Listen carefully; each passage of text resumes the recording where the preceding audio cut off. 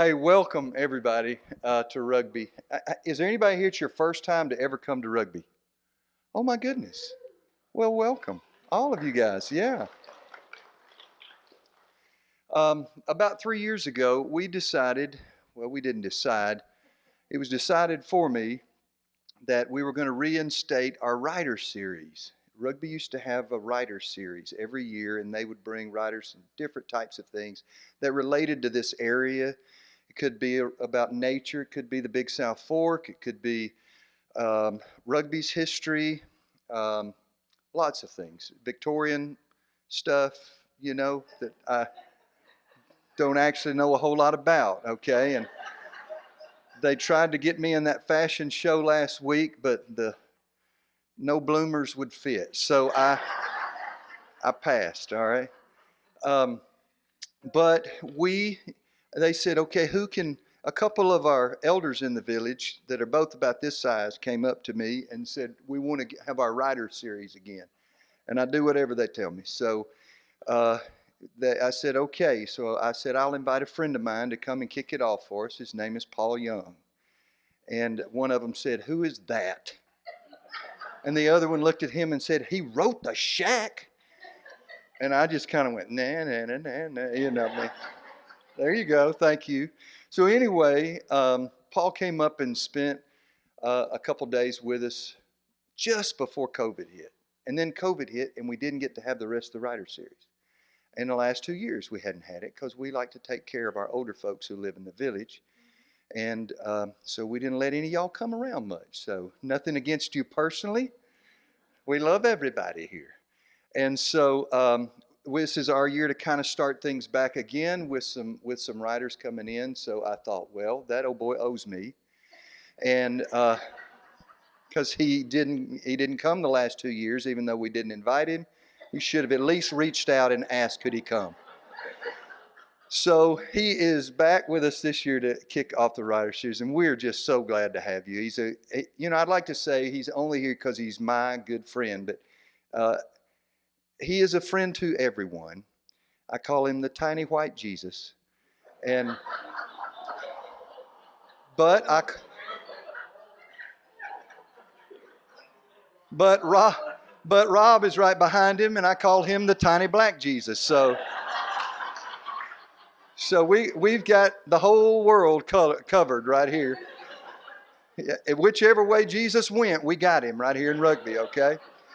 So and we're glad you're here again. He's brought Wes Yoder with him, and Wes, the first time I met Wes, I was just sure he lived in Deer Lodge because his last name was Yoder. And if you've been through Deer Lodge, you've seen those gorgeous farms up there that the Amish have, and they're just amazing. So we're glad you're here too, Wes. So thank you guys for coming. So I got a couple of announcements. Um, Brooks, if you want to eat dinner before you head back for a long drive, after this is over with, I think you noticed that something happened to our restaurant. Most of it burned, and that was a bad day for hamburgers, I'm telling you. And so R.M. Brooks is a half a mile down the road, and Tiffany will put a gut on you in about 30 minutes. It's some of the best food you will eat. They're open till 5 Eastern time. And in about 30 minutes, we're not going to stare at the folks who forgot it was Eastern time here and are just getting here in about 30 minutes because they thought it was Central. If you have never played Irish road bowling, this may be your only chance at 6 o'clock Eastern tonight. For many people, it's a very competitive game.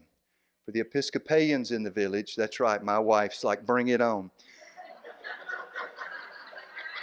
For the Episcopalians in the village, it's an adult drinking game, okay? So we have a lot of fun, and you are all invited to stay if you want to. You don't have to know what it is or be good at it or anything.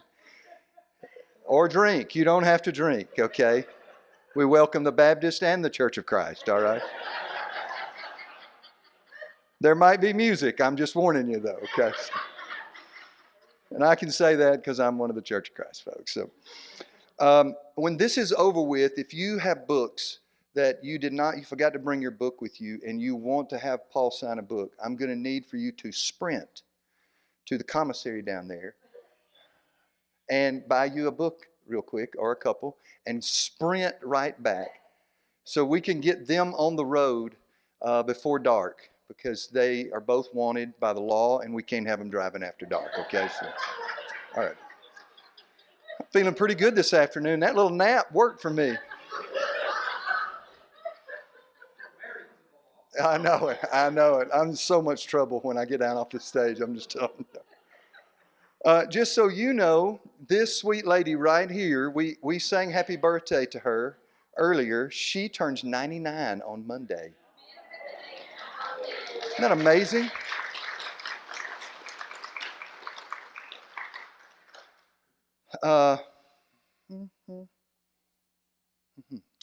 Listen, not only are we glad that Paul is here, but we have one of Rugby's own back with us. Two of them, Gerald and Annie. Annie is this, that's right. Annie is the gorgeous lady with blue hair in the back, and we just love it, Annie. And then this guy gets to hang out with her. And he is a fixture here in Rugby and one of the residents here, and enjoy some of the best stuff you've ever heard. Gerald, come on.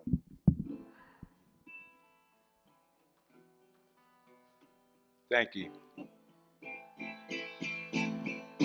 I am a poor, wayfaring stranger. I'm traveling through this land of war, but there's no darkness, toil or danger in that bright land to which I'm going. I'm going home, see my father. I'm going home, no more to roam. I'm only going over Jordan. I'm only going over home. I know dark clouds will gather around me.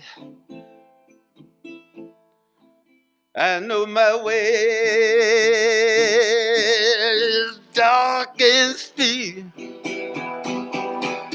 but golden fields, they lie just before me. In that bright land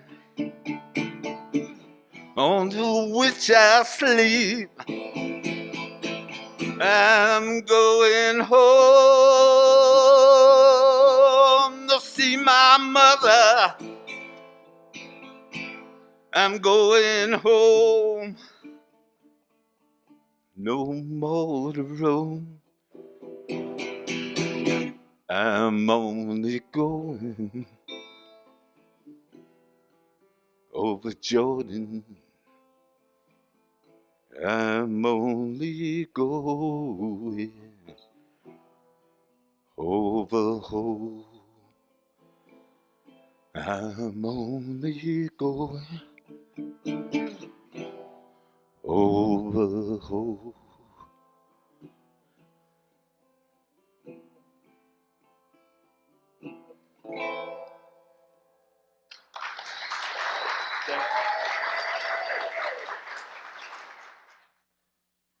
I want you to know that the last time I was here, road bowling, you know, you have a team of 5, and we won with a blind guy.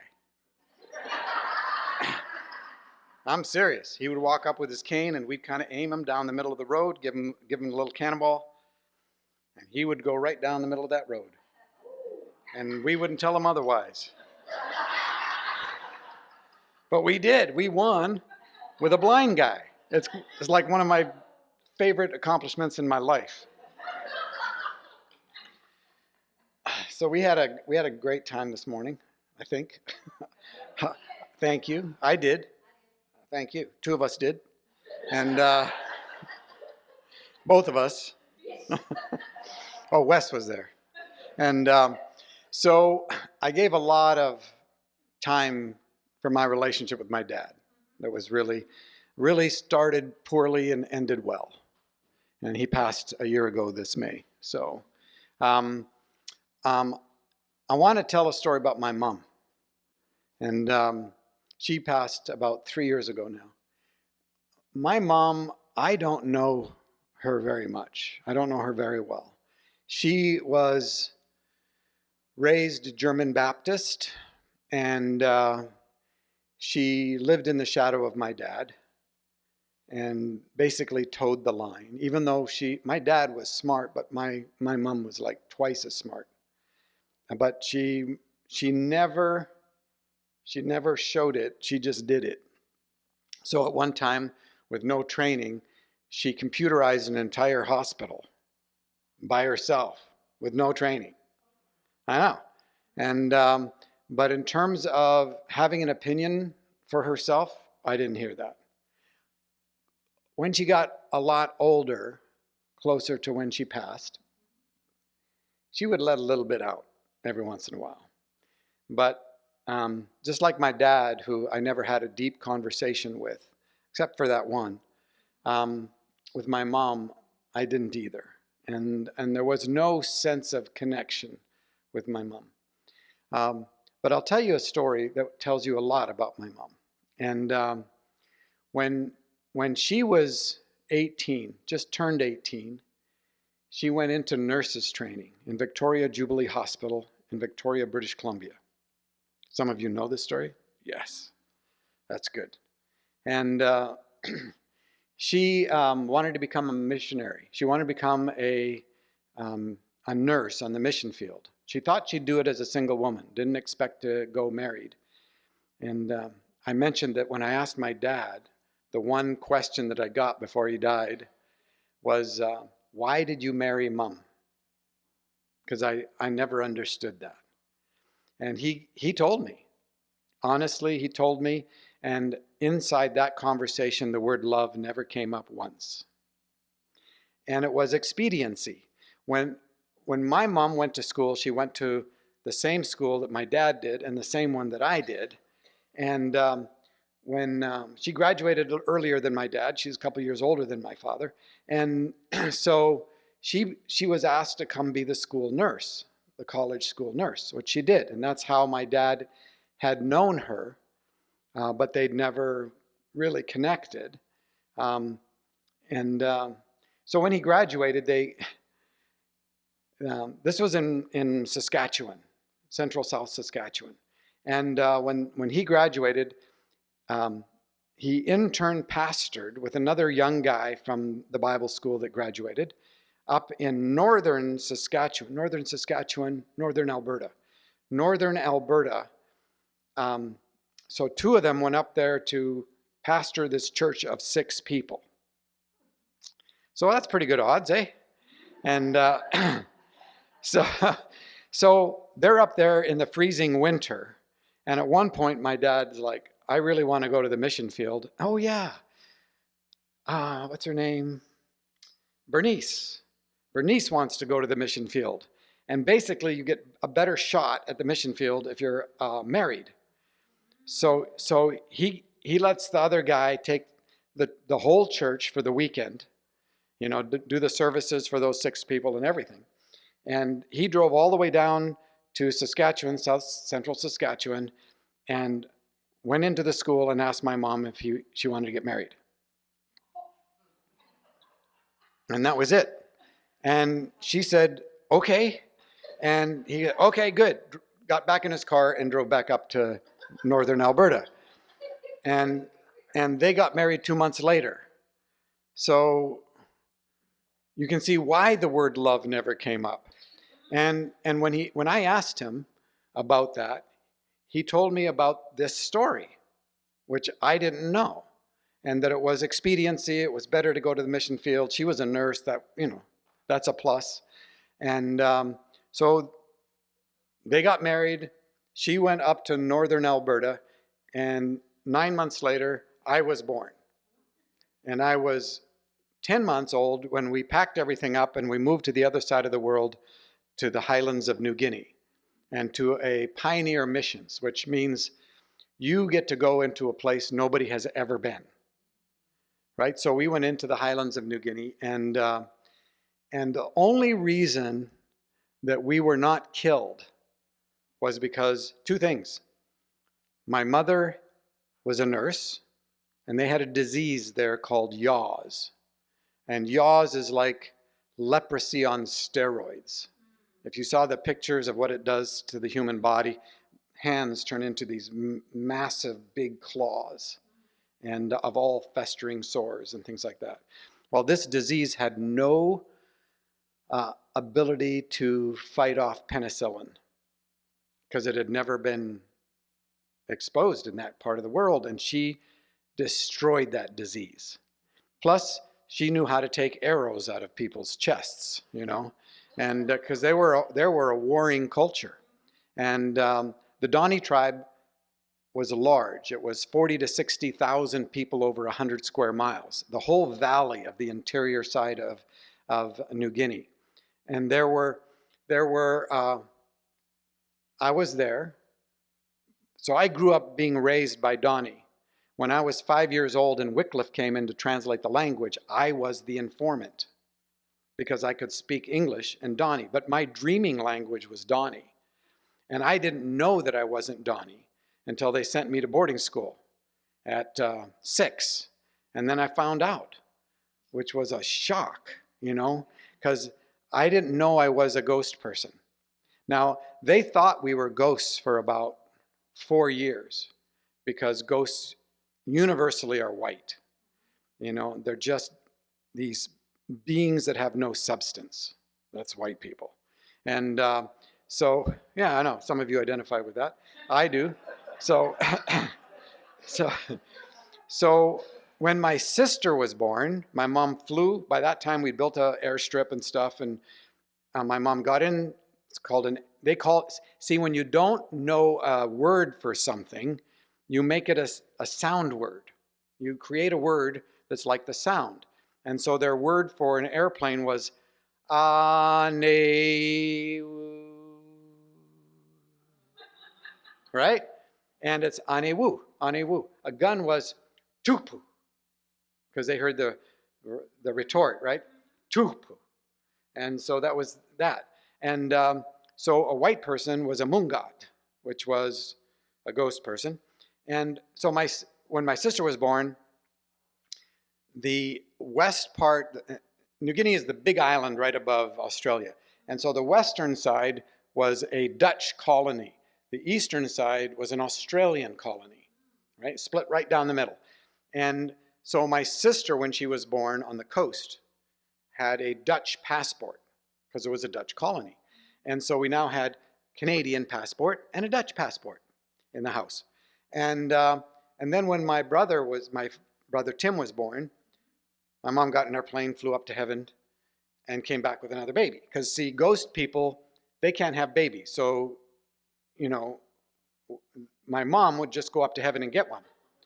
And but by the time that Tim was born, the Dutch had fled because everything was getting a little bit dicey. And so it was like, what do we do with this big, huge half an island? And the UN didn't know what to do with it, so they came in and took over. So my brother Tim comes back. He has a UN passport, which is highly rare. And if he had stayed out of jail, and he could have had a UN passport, but he had other ideas. So again, that was their thinking. Well, a white person, they just go up to heaven and get a baby, and then slowly, like I'm like maybe 5 years old, about the same time that I would help Wycliffe translate the Dani language. My dad brought in these big Yorkshire hogs, big pigs, right? And their whole culture is pigs and gardening, agriculture. And, uh, and the word goes up and down the valley, and people would walk like 100 miles to come see the biggest pigs you've ever seen, until my dad brought in cows. You have now got to see the biggest pigs you've ever seen, right? And and even when Wycliffe translated the scriptures, it was Jesus is the pig of God who takes away the sin of the world. And because what's a lamb? They have no conscious awareness. When my youngest brother was born, by that time, the Indonesians came and parked all their ships in the big harbor under Sukarno and took over the whole country, right? So that half of the country is still under Indonesian occupation, and there's all this now warfare within by the indigenous tribal. And New Guinea has over 800 unrelated language groups. It's like the Tower of Babel was built right smack in the middle of New Guinea. And unrelated. They didn't have a common trade language, nothing. It was separated by mountain ranges or swamps or all these things. So my youngest brother came home with an Indonesian passport, which made border crossings really fantastic. Because we had a Canadian, we had a Dutch, we had a UN, and we had an Indonesian. And that caused a few problems. But my dad brought in these big Yorkshire hogs, and those hogs had piglets. And ghosts, because they're white, ghost pigs can't have piglets. And they went, oh my God, they've been human beings this whole time. Right? So that's what got us into the human category. And so it was a wild way to grow up. But I liked most of it. As far as a culture to grow up inside of. The sexual abuse that started around 5 years old, I wasn't a big fan of. And I don't know if I was targeted or that it was just a natural part of the culture. I think there was more targeting than that. And so that was a problem. And I wasn't a big fan of the old witches. They had witches, like the old ladies. And they had potato spears. And every time you started coming past them, they'd try to spear you with their potato spears. So you kind of got used to staying away. And then I had these horrendous night terrors. That was not good.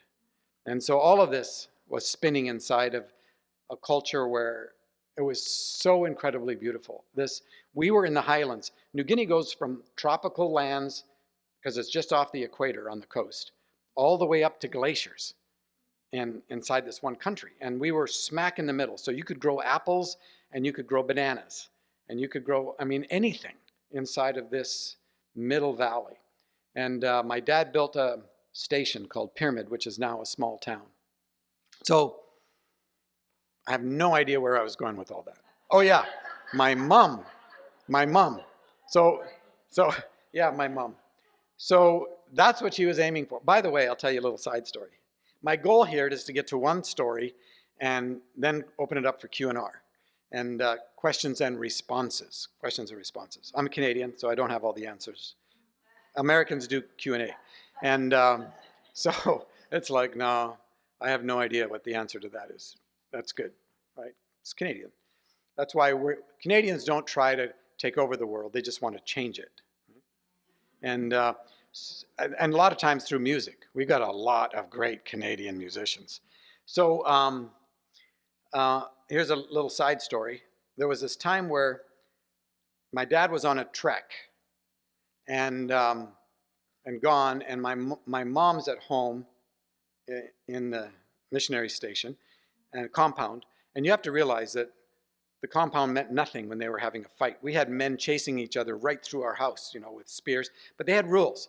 If you had a bow and arrow, you couldn't shoot at anybody else except if they had a bow and arrow. That was the rule. You couldn't shoot at anybody with a spear. When we tried to explain to them how we have warfare, they said, you guys are not civilized at all.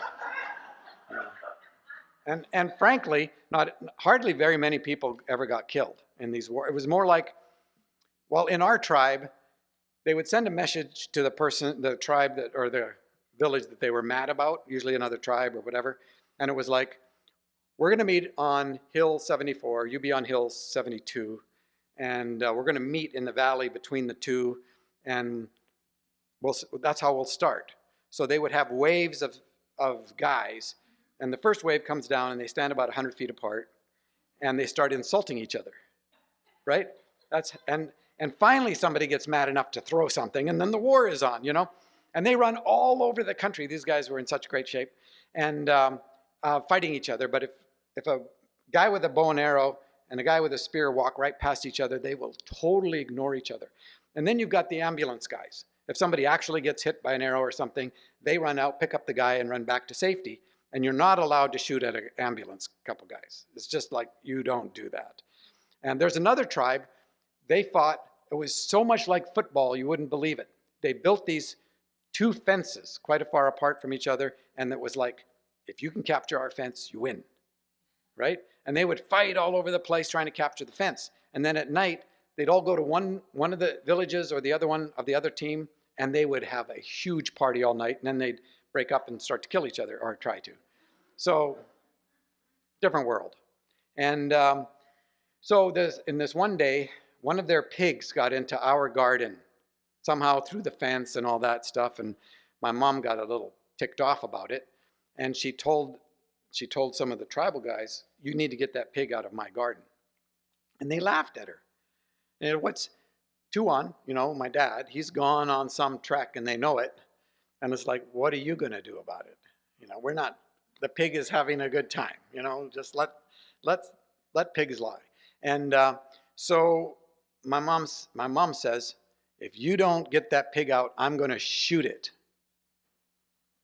And they laughed at her because she'd never even picked up a gun.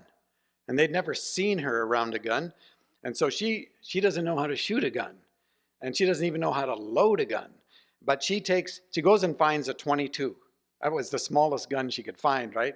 But she had seen my dad. It was one of those old guns where you pull back the little thing and it cocks it, and you put a shell in here, and you close it up, and then you can fire it, right?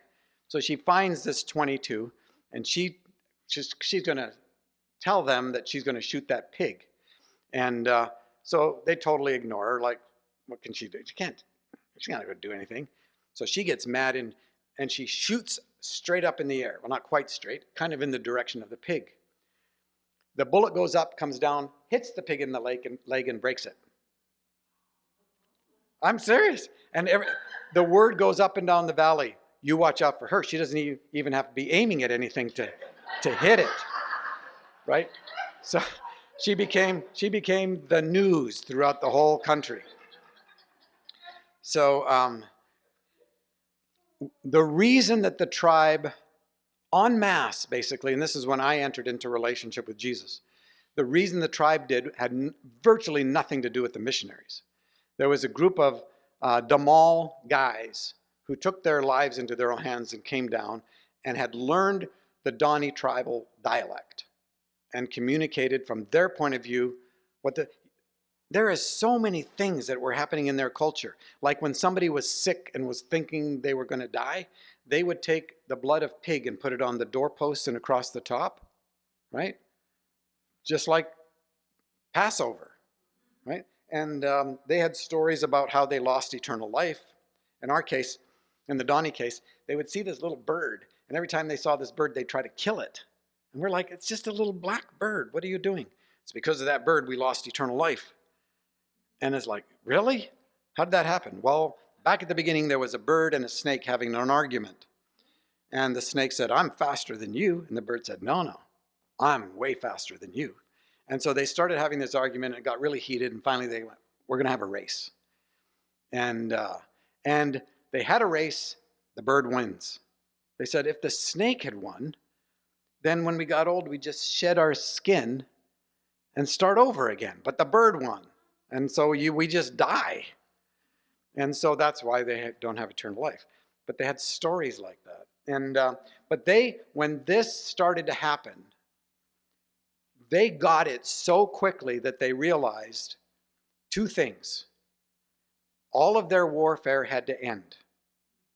It just had to completely stop, because they realized that God that they are beginning to understand this Jesus doesn't do violence, period. And the other thing is they had to destroy all of their animistic spirit worshiping stuff completely. Now, and missionaries are actually going like, you know, destroying all your weapons might not be a good idea because other tribes are going to find out, they're going to come in and they're going to slaughter you. But they took and they built a fire that was 3 feet wide, 3 feet high, and 100 yards long, and burned every weapon they had and burned every piece of animistic spirit worshiping equipment they had. And some of the tribes, some of the villages were massacred because the word went out. And yet they held to it. They would not budge on these things. And when in one of the villages there was a missionary, they actually stood up and created a human shield. And for an entire day, they were just massacred. Not one family was completely whole at the end. It's called the Magi Massacre, and saved the lives of the missionaries. And the Indonesian soldiers were called in, and they landed by helicopter, and they just walked around for a couple hours watching what was going on. And finally they got tired of it, shot in the air. By then, the tribe that was the perpetrators here, they were tired of it and left. But that tribe, that village was destroyed, decimated.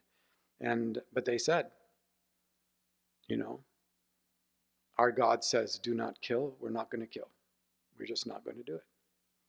And so all of these different elements were throughout this. So my mom was a nurse in the middle of that. We come back from the mission field. And the reason that she became a nurse was because she wanted to go to the mission field. 18 years old, goes to Victoria Jubilee Hospital and enters nurses training. She's in her first year. And she was good at it. I mean, she was capable. She was a quick learner, quick study. And about 6 months into her nurses training, I got help here, which is good.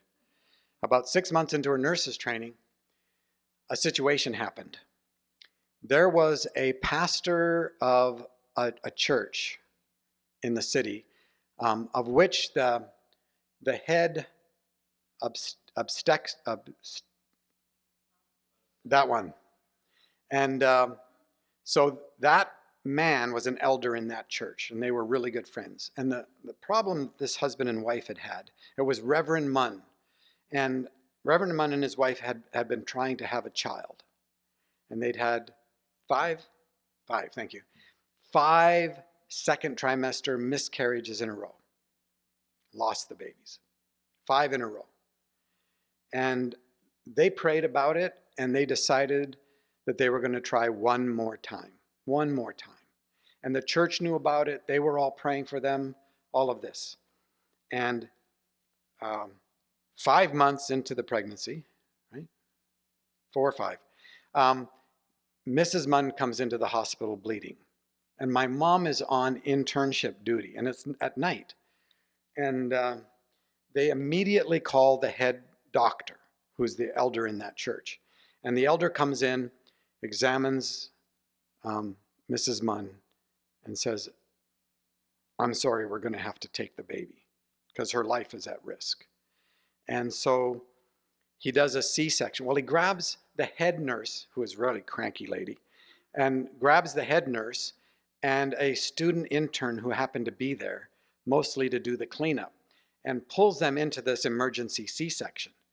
The student nurse is my mom. So she gets pulled into this emergency C-section, and the doctor delivers a 1-pound baby boy. 1 pound. And so small, you could easily hold it in the palm of your hand, right? 1 pound, 16 ounces. And so the doctor puts this baby into a kidney tray, hands the baby to my mother, and says, it's not viable, dispose of it. Which means this is medical waste, this is tissue, put it in the incinerator. right? Because that's what you did with medical waste. And my mother's looking at this baby, and this little baby is still breathing. And she doesn't know what to do. And she goes outside the operating room and into the antechamber, and she's going, God, what do I do? She does the next right thing. This is the theme of this story. You do the next right thing. Whatever it is, you do the next right thing. And my mother decides, I can't put a living, breathing baby in the incinerator. And so she wraps it up in some washcloths, puts it back in the kidney tray, walks back into the operating room, and puts this little baby up on the top of the. It's the only warm place in the room. It's not an incubator. It's where they heat up. Yeah, it's like that, right? Only warm place in the room. Puts the baby up on there. The baby's quiet because, especially very premature babies, they don't make any noise. And the doctor thinks that she has done what she's supposed to do, and so he finishes his part of the operation and leaves, leaving my mom to do the cleanup, which she does. The baby was born May the 30th, 1946. 1 pound. So my mother does the cleanup, and then she takes the baby down and then just sits there in the operating room holding him, waiting for him to die, because that's what she's thinking. I'll wait for the baby to die, and then I can do what the doctor told me to do. 10 o'clock, 11 o'clock, 12 o'clock, 1 o'clock. My mom says, I should probably do something about this. So meanwhile, the doctor's gone home, right? And she's the only person in there, and she's holding this little baby boy who's not dying.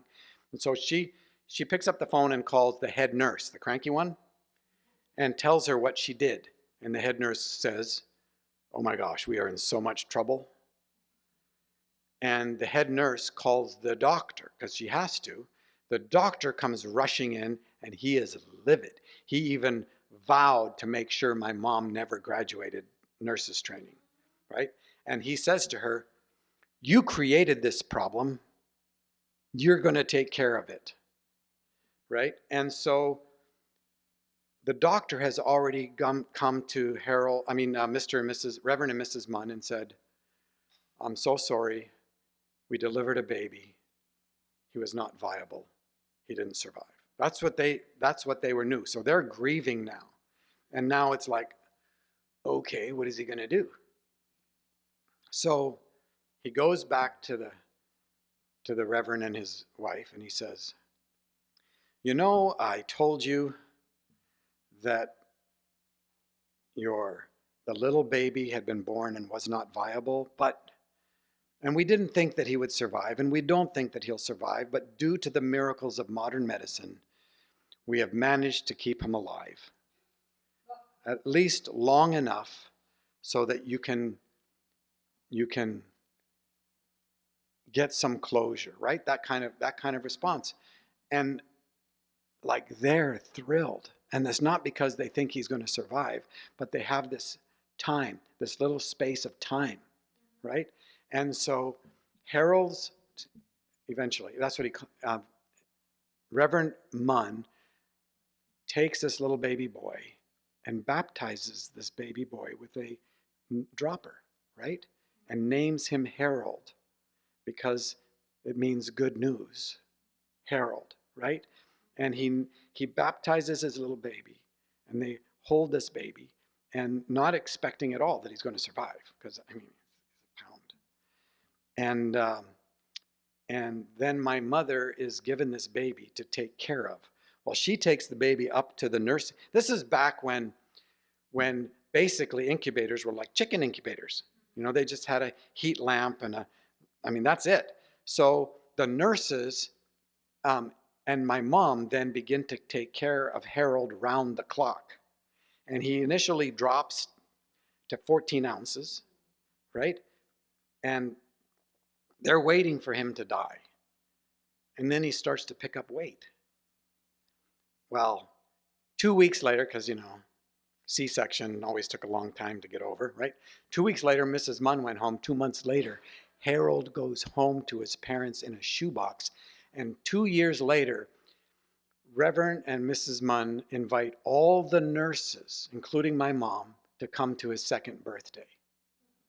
And they all go. They don't know the truth about what happened. They just decided to invite all the nurses. So the nurses all go, including my mom, and they're all curious amongst all these little kids running around. Where's Harold? And they finally find out that, yeah, he's a little bit smaller than the others, but he looks perfectly normal. And he's running around. My mom says nothing. The nurses say nothing. Because back then it was code of silence. You don't say anything contrary or make a doctor look bad.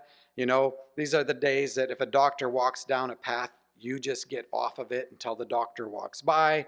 There was this, they wore all white, this godlike thing that was going on. Not that much different. Well, not much different with neurologists and, certain kinds of surgeons. But anyway, so my mother graduates and ends up going to New Guinea. First she goes to Bible school in order to get her Bible degree. That's where she meets my dad and all of that part of the story. Then they go to New Guinea. My mom never even tells my dad. Never tells my dad this story. Code of silence, right? And so, we get back to Canada. My dad pastors, and I go to 13 schools before I graduate high school, and I eventually go my own way. And then my mother reads a obituary for that doctor, right? He dies. And suddenly my mom goes, I'm free. I can tell this story. And so she tells my dad for the first time. And my mom decides, I wonder whatever happened to Harold. So she starts to track him down. And she finds him. And she finds that he is now the senior pastor of the Anglican church just down the road from where his father pastored, right? And she stews for 6 months trying to figure out, how do I tell Harold this story? And meanwhile, his parents had both died. Harold had been a missionary to Africa for the Anglican church, and then he'd worked constantly with Indigenous First Nations people up in Canada, and he'd spent his life giving his life away. And so she's like, how do I tell him? Because her fear was he would think she was looking for credit. And so she writes them a very weak sort of note and sends it in the mail to him. And it gets an immediate response. And Harold writes her back, says, we need to talk. So Harold and his wife and my mom and dad meet. Now, my dad is Christian and Missionary Alliance. Like, Anglican aren't even on the list of possible followers of Jesus, right? And so they get together and my mom tells him the whole story. And he says, we always knew there was a mystery about my birth, but nobody would ever tell us. And my mom and Harold became the closest of friends. And there wasn't a month that went by that Harold didn't call my mom. And anytime Harold was in the area, he would stop and talk to my mom. And when my mom died, which is not that many years ago, Harold and I did the funeral. And I'd met him. I'd spoken for him down in British Columbia. And you go like, what happened because he did the next right thing? And she did the next right thing. This whole ripple effect goes out. And one of the things I feel that God has been whispering to me over the last 5 years now is trust the ripples. Trust the ripples, which for me means don't make your decisions based on outcomes. Make your decisions based on obedience. Do the next right thing. Because I bet most of us in this room knows what happens when you don't, when you keep a secret, when you don't speak the truth, and you don't love. You don't make a choice to love. And the ripple effect of that and the kind of damage that happens from that, it can be really disastrous. Secrets, we are as sick as the secrets we keep. Absolutely. We are as sick as the secrets we keep. And I said this morning, the unexposed is the unhealed. And so in our lives, it's not about the outcomes and trying to say, well, if I tell the truth, then this is going to happen, then this is going to happen. If I am a truth teller, then all of these ripples, I don't want to deal with them. So I'll maintain the secret. And it's like, no, it will cost you if you've been keeping a secret. No question about it. But I can tell you, based on a life of holding secrets, that the hell you go through when you're exposed is worth every second of it in terms of the outcome. When you do the next right thing. And I talked a little bit about it this morning. But Kim caught me in a 3-month affair with one of her best friends. And I'd carried all my trauma as a secret. I'd carried the sexual abuse as a secret. Lying is a survival skill for most of us who don't know how to speak the truth. Lying is a survival skill. And I had, let me tell you how this works. And you're full of shame, right? You're full of shame because the abuse and the trauma and all that has communicated to you that you're a piece of crap. And then God has communicated through the Bible because people told you you're a piece of crap. You know, you have a sin nature and you're totally depraved and all that kind of stuff. And then, you know, even now social media will tell you you're a piece of crap. Just give it an opportunity. You know, so we're surrounded by a world who wants to compete with you, and the way they do it is to destroy your sense of value, right? People don't know they're made in the image of God and the likeness of God. They don't know, and so they act out of what they believe to be true about themselves. And what they believe to be true about themselves is they're a piece of garbage. So now everything and everybody's in search for identity, right? And where do you get it? Well, you get it from the outside in because you're a piece of crap. That's what you really think your identity is. And so as a person thinks in their heart about the truth of who they are, so becomes the way of who they are. When you see people acting like asses, it's because they believe they're that. They believe underneath this all that that's the truth of who they are. They don't know that they're patient by nature. You know, my addiction to pornography, which was huge by the time I was 12, right? Because for many of us, porn is the imagination of a relationship without taking the risk of a real one. That's what it is, right? And you hate it because it's so unnatural. It's so wrong, right? My affair basically was porn in the flesh. It had nothing to do with knowing the person. It was based on, I have a need that needs to be fulfilled. That's what it was. And when Kim caught me, thank God I married a really powerful, fiery fury. You know, she and her 5 sisters are called the Force. You know, North Dakota, Minnesota girls, and there is no shades of gray. You know, and it took, like I said this morning, it took Kim and I 11 years to heal. And twice during that time, I almost killed myself. But I did the next right thing, starting when everything crashed and burned. I actually hit the bottom. Because if you haven't hit the bottom in one sense or another, you have nothing to stand on. You can make a commitment to make the next right thing, and you're good at it for a couple times, but it won't last. I remember when Kim and I were first married, I went hunting with a bunch of guys, cops and a butcher. Best combination forever, you know, because I never had to skin a thing. The guy could do it in 2 minutes, a whole deer. And so during that trip, I make a commitment that from this, you don't want to deal with the history, you know, don't want to deal with your past and all your baggage. So you make a new commitment. From this day forward, I'm going to tell the truth, right? Something like that. I'm going to be a truth teller from this day forward. And I got home, walked in the door, and Kim said, "Did you miss me?" And I had to make a choice. Are we going to start tomorrow?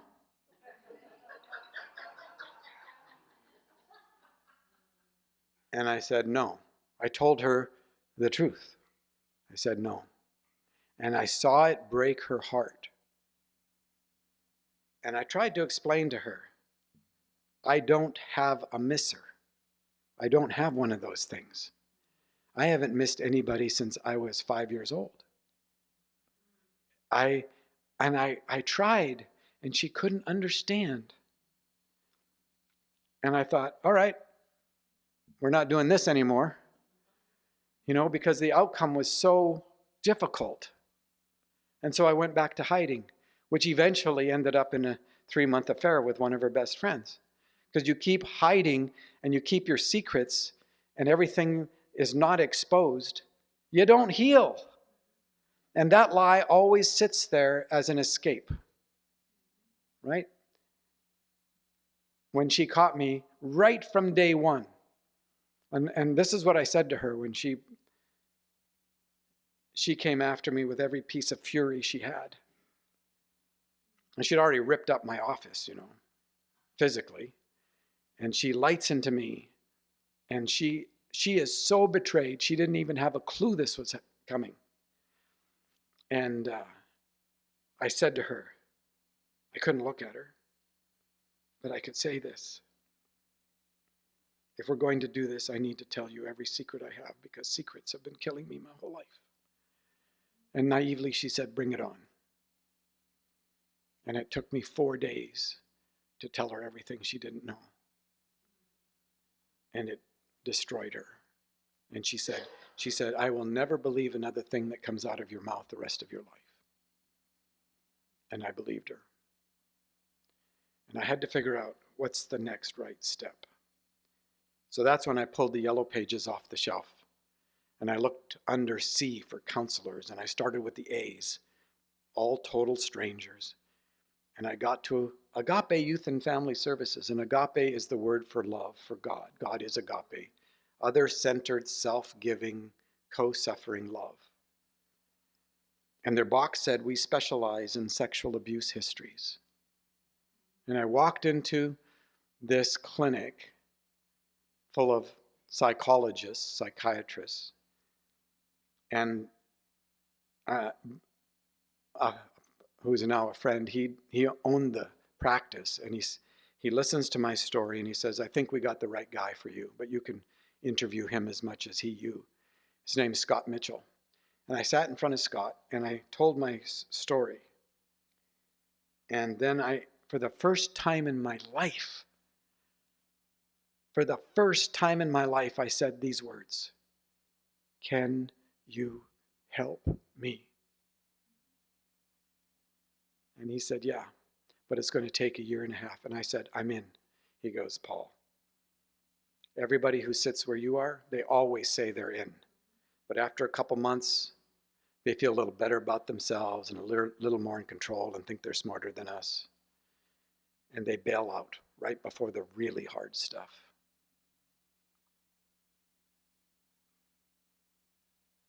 And I said, I'm not leaving until you tell me I'm done. And he said, okay.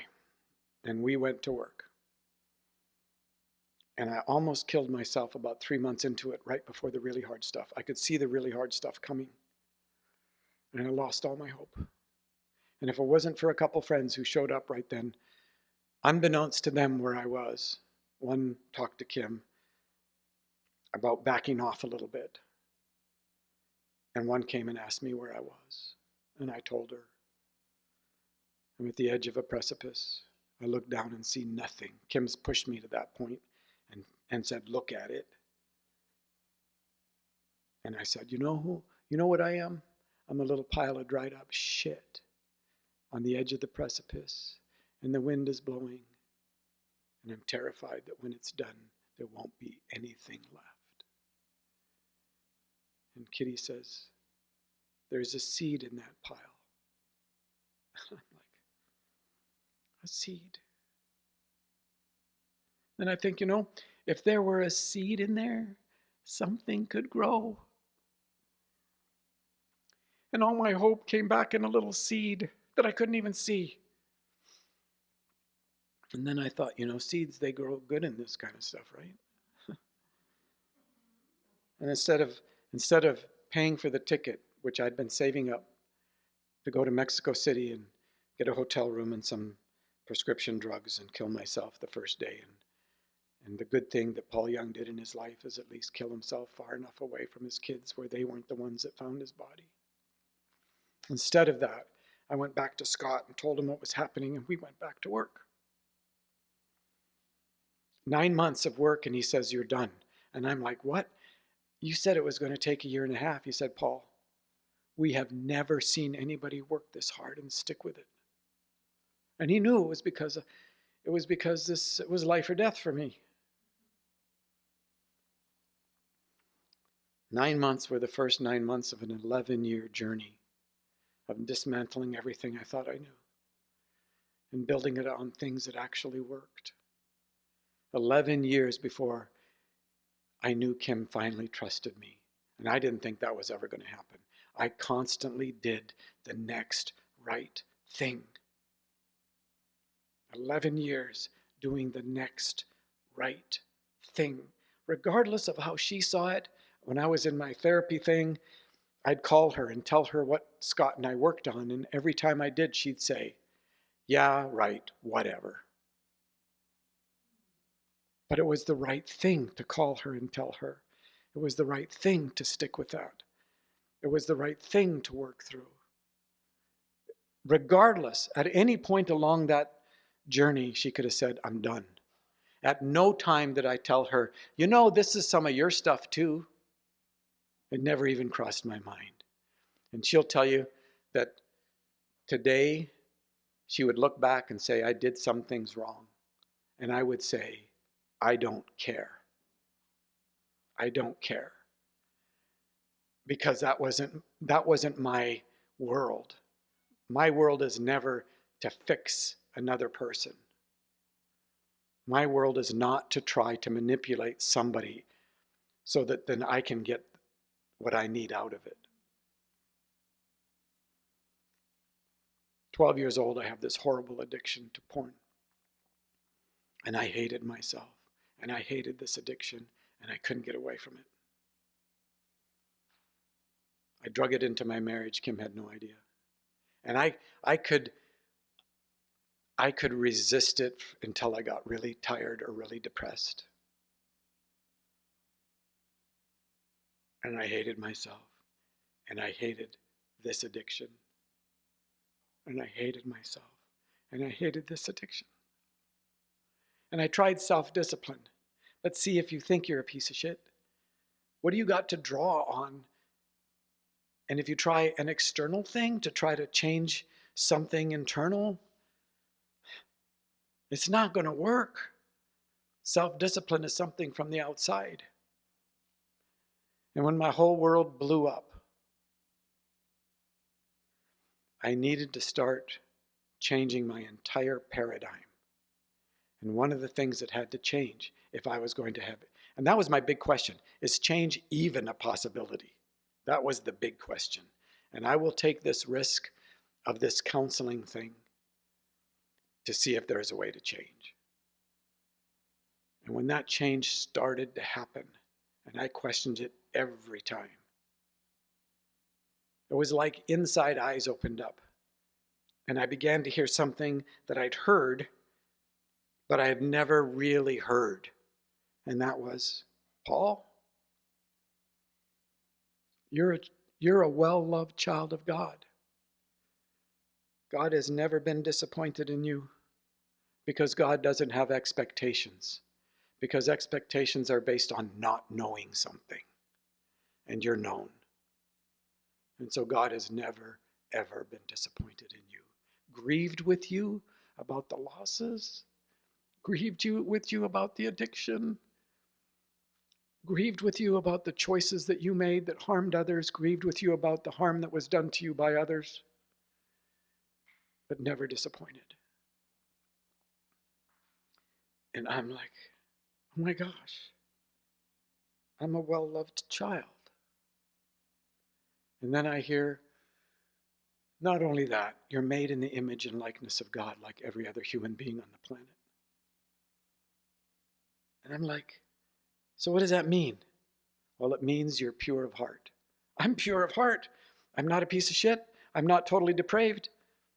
I'm pure of heart. I'm pure of heart. And I have self-control, both things that come from the inside out. I've been trying self-discipline.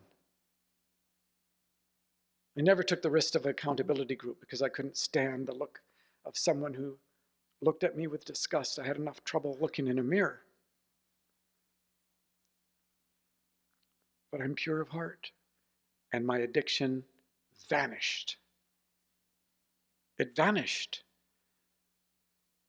And I'm like, oh my God.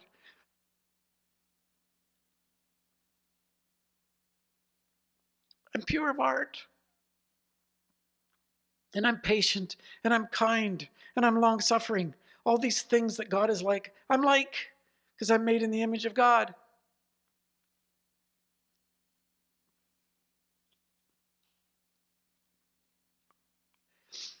I have not had an issue with pornography since then. Not once. And I worked and did the next right thing. And I turned 50, the year of Jubilee, when all old debts are forgiven. And I looked at my life and I realized, oh my gosh, I'm like one of the healthiest people that I know. I have no addictions and I have no secrets. And I'm the same person in every situation, which I never thought was even remotely a possibility. I constantly lived from the outside in.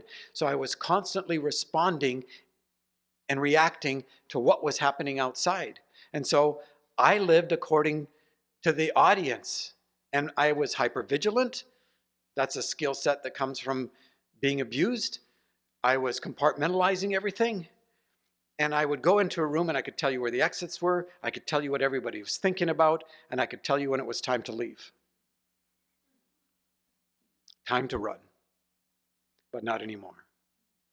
I didn't need to do any of that because I knew who I was on the inside. And I'm like, oh my gosh, I'm the same person. I can be in a hotel room by myself. I can be with a group of strangers. I can be with my children. Not that there isn't a lot of finish work to do. There always is. But the big things had been absolutely settled. And I thought, okay. And we're in a group of people. And remember, I didn't keep a secret. Adultery was not the new secret. And I'm in a group circle with Kim. And they all know my story. And Kim in front of me says to them, you know, I never thought I would ever say this. It was all worth it. She's not justifying adultery because adultery can't be justified. She's saying that in the middle of all the losses, there is a redeeming genius. And there's nothing so dead that God can't grow something in it.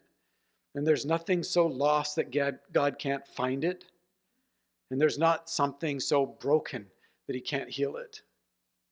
And yes, we lost a lot of things because of my decisions. But we are the best that we have ever been today, and way better than we could have been if I'd have just kept the secret. It was hell. That journey, that 11 years, it was hell. But hell has a purpose. I don't believe in eternal conscious torment. I think that's a absolutely harmful, disgusting idea. And we could have a long, good conversation about that, trust me. But I do believe in hell. I do believe that there is a love of God that is a fire and that everyone is salted with fire. I do believe that. Religious people believe in hell. Spiritual people have been there. And I've been there. I know what it's like to have things that I valued get burned away because they were actually really bad, harmful things in my life that I had come to treasure. I know what it's like to be under the fire of God's love.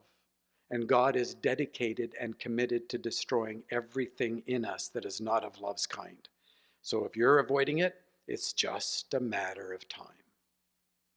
Because his love for you is not like, well, I'm going to let you keep this one little thing that's harming you. It's like, no. My commitment is not just to forgive things, it's to destroy everything that keeps you from being fully human and fully alive. 50 years old. And I go, you know what? Kim's been asking me to do something for like 4 years, and I finally feel healthy enough to do it. She'd asked me, someday as a gift for our kids, would you write something that puts in one place how you think because you think outside the box? And I'm like, we have nothing.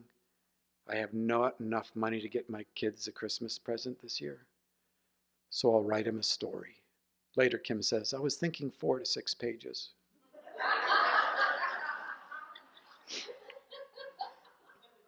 And on the train to one of my 3 jobs, I wrote a little story for my kids so I could give it to them for Christmas, called The Shack. And I love fiction because you're not trying to decrease the space in which another person lives. You're trying to increase space so that they can hear for themselves. And I gave it to them for Christmas. Book. Thanks, Dad. And the 15 copies I made at Office Depot and their photocopier, 15 you get a price break, just saying. 15 copies did everything I ever wanted that book to do. I went back to work. Not on my bucket list to become a published author. It took me 2 years to stop saying I'm an accidental author. And this little story has found a place inside the holy ground of so many people's stories. I told someone, they said, how do you feel about all this? And I go like, I feel like I need to walk barefoot my whole life. Because I'm invited to walk on holy ground.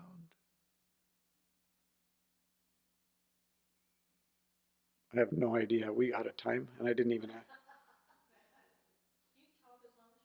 I know. But I'm under the law of my wife, and I'm under the law of Wes's wife. We have a dinner party tonight that we need to be part of. So it says 3:15 on mine. Oh, that's what I was thinking. Well, I'm going to have to come back and then say, okay, all we're doing is questions and responses, because I'm like, mm-mm. So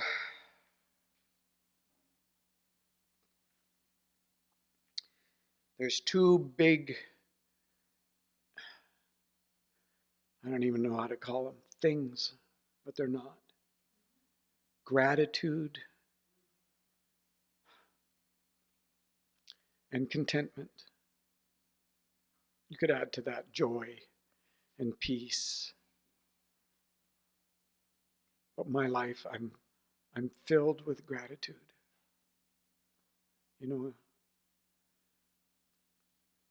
I was diagnosed with a seizure disorder about 2 years ago. And it has been an incredible gift. It's been a challenge. It's been a curiosity. There's no fear associated with it by any means. Because I've learned through that whole hellish time, I've learned how to stay present to just this moment. I mean, my whole life has led up to me being here with you, right? My whole life has led up to me being here with you. And I'm so honored. And one of the gifts, I know that I'm in a relationship with a God that could instantly heal me, but I also know this God only does the best. And so far, as of today, the physical healing is not the best. There is something that is the best. Going on a hunger strike, that's not the best. Trying to twist God's arm into fixing me. What's the point? You go on a fast in order to declutter your life so that you can hear more clearly. It is not a hunger strike to try to twist God like, I'm going to kill myself. But I also know, people say, how can we pray for you? And I go, I have no idea. Ask Jesus. But as of today, physical healing is not the best. And let me tell you, the gifts that have come along with this, one of them, besides constantly proving that control is a complete and entire myth. Having a seizure disorder is like walking on trapdoors, and you just don't know. And so, but one of the gifts, one of the greatest things that's happened to me in my life is because of this seizure disorder. And that is, remember I told you I didn't have a misser? Well, over my lifetime, that wall between my intellect, my reasoning capacity, which is where I did most of my hiding and was my biggest defensive mechanism, and my emotional world, which I had just shut completely down, that has begun to erode over my lifetime. So I love Kim, and I love my kids, and I love my grandkids, and I know that. But this seizure disorder took a hammer to that wall and busted it. And now I get to feel what I know. And you've seen me so emotional. That's because, in part, the seizure disorder took that wall and smashed it. Not 100%, but mostly. And so my capacity, I see Kim, or I think about Kim, I not only know I love her, I feel what I know. Like, how cool is that? And I know God doesn't give people seizures. I know that. We live in a broken world, and we don't love each other very well, and we don't love the planet very well, and so all things have gone sideways. But God does not do any harm. When God says don't kill, it's not, does not mean that God can then go kill. God's not going to ask you to do something that God does not do, right? Which tampers with my people's theology a bit, because they want some kind of justification for killing somebody sometimes. It's like, no. This is a God who is good all the time and never does harm. This God does not take away life, but always looks for the ways that banished ones will be restored. 2 Samuel 14:14. I'm grateful every day. I tell God, if you're going to heal me from the seizure disorder, please don't tamper with this part. And the promise to me is no. That has helped you become more whole. Because I'm a redeeming genius. I can climb into a seizure disorder and you won't believe what I can do. I can climb into your brokenness and I can redeem things in such a way you won't believe what I can do. Out of your love for your children, you write a little story. You won't believe what I can do. And even if that story had only touched my children, which it did, it would have been enough. It would have totally been enough. And if all this went away tomorrow, I don't care a whit about notoriety, platform, any of that stuff. A culture of notoriety is a culture of violence. And I don't care. Don't care about followers, don't care, just don't care.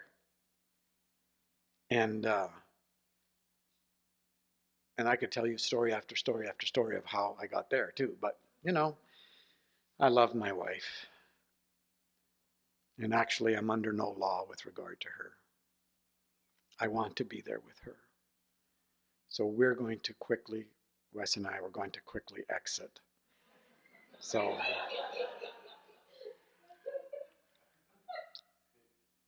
thank you for caring for me.